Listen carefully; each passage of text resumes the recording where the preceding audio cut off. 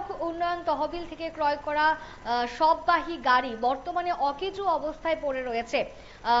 প্রাক্তন বাম বিধায়ক ললিত ত্রিপুরা এই গাড়িটিকে দেখে এক রাশ ক্ষোভ উগরে দিলেন।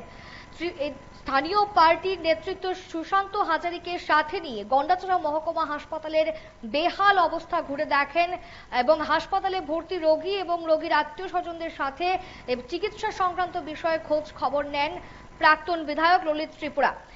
মূলত 2013-14 অর্থবর্ষে মরদেহ বহন করার জন্য গন্ডাছড়া মহকুমা হাসপাতাল কর্তৃপক্ষের হাতে একটি সববাহী গাড়ি তুলে দেন, যাতে করে হাসপাতালে কোনো রোগী মারা গেলে মৃতদেহ পরিবারের লোকজন সববাহী গাড়ি করে নিয়ে যেতে পারে। বর্তমানে এই গাড়িটি কিন্তু অকেজো অবস্থায় পড়ে রয়েছে। 2018 সালে বিজেপি সরকার আসার পর থেকে গাড়িটির কোনো রকমের রক্ষণাবেক্ষণ করা হয়নি, যার কারণে গাড়িটি কিন্তু অকেজো অবস্থায় পড়ে রয়েছে এবং প্রায় গাড়ির চাকা থেকে শুরু করে প্রায় গাড়ির বিভিন্ন যন্ত্রাংশ কে বা কারা চুরি করে পর্যন্ত নিয়ে যায় এবং এই অকেজো গাড়িটিকে পড়ে থাকতে দেখে প্রাক্তন বাম বিধায়ক ললিত ত্রিপুরা কিন্তু ক্ষোভে ফেটে পড়েন এবং তিনি আরো জানান, গাড়িটি দেখাশোনার দায়িত্বে রয়েছে রোগী কল্যাণ সমিতি, কিন্তু তাদের এই দিকে কোনো রকমের কোনো নজর নেই।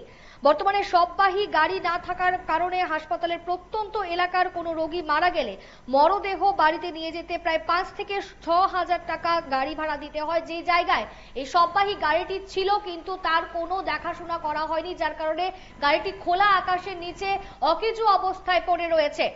আপনারা সেই চিত্র দেখতে পাচ্ছেন, এই সববাহী গাড়িটি কিন্তু খোলা আকাশের নিচে অকেজো অবস্থায় পড়ে আছে। গাড়ির প্রায় যন্ত্রাংশ কিন্তু চুরি করে নিয়ে যাওয়া হয় এবং এই গাড়িটি রক্ষণাবেক্ষণের দায়িত্বে ছিল রোগী কল্যাণ সমিতি, কিন্তু গাড়িটিকে কোনোভাবেই রক্ষণাবেক্ষণ করা হয়নি। আমরা শুনবো প্রাক্তন বাম বিধায়ক ললিত ত্রিপুরা কি বলছেন। আজকে আমরা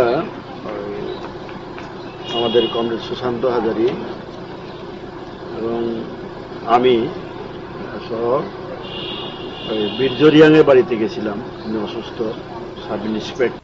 প্রত্যন্ত গ্রামগুলির থেকে যারা অসুস্থ হইয়া বিভিন্ন কারণে মারা যায় সব গাড়ি ডেড বডি দিতে চাই না, তার জন্য আমরা সিদ্ধান্ত নিয়ে এসডিএমকে চিঠি দেই এটা সববাহী গাড়ি ক্রয় করবার জন্য 2013-14 আর্থিক বছরের মধ্যে।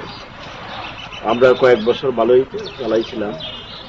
এটা মূলত রোগী কল্যাণ সমিতি যারা যেটা আছে তাদেরকেই দায়িত্ব, এসডিএমও পুরো দায়িত্বের মধ্যে আছে এবং রোগী কল্যাণ সমিতি এটা পরিচালনা করেন। সরকার চেঞ্জ হয়ে গেছে 2018। এখন যে অবস্থা গাড়িতে দেখলাম, চাকাগুলি নেই, সব নাকি খুলে নিয়ে গেছে গিয়ে। আমরা যখন আসছিলাম গাড়িটা এটা সংরক্ষিত জায়গাতে আছে, এটা খোলা আকাশের মধ্যে, এটা কোনো দেখভাল করবার মতো কেউই নেই, না প্রশাসনের তরফ থেকে, স্বাস্থ্য দপ্তর থেকে। এখানে বিধায়ক আছেন, এমডিসি আছেন, ব্লক চেয়ারম্যান আছেন, মহকুমা শাসক আছেন, এসডিএমও আছে, পুরো স্টাফ আছে।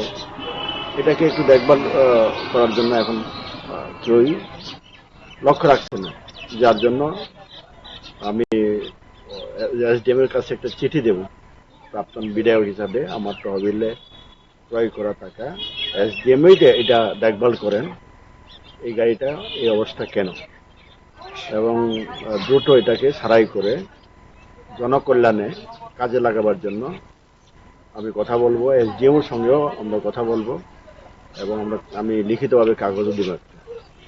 তো আপনাদের মাধ্যমে আপনারাও এটা প্রচারে নেবেন, যেটা এটা আমাদের সম্পদ, জনগণের সম্পদ। আমি বিধায়ক তহবিল থেকে কিনা হইতে পারে, কিন্তু মানুষের টাকা, জনগণের টাকা, এটা কেন এরকম ভাবে থাকবো?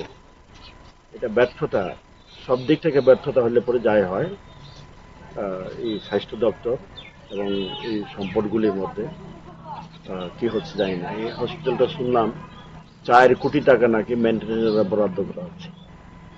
এত টাকা হলে তো নতুন কনস্ট্রাকশনই করা যায়। জানি না কি চলছে। আমরা চাইব স্বচ্ছ দুর্নীতি মুক্ত করবার জন্য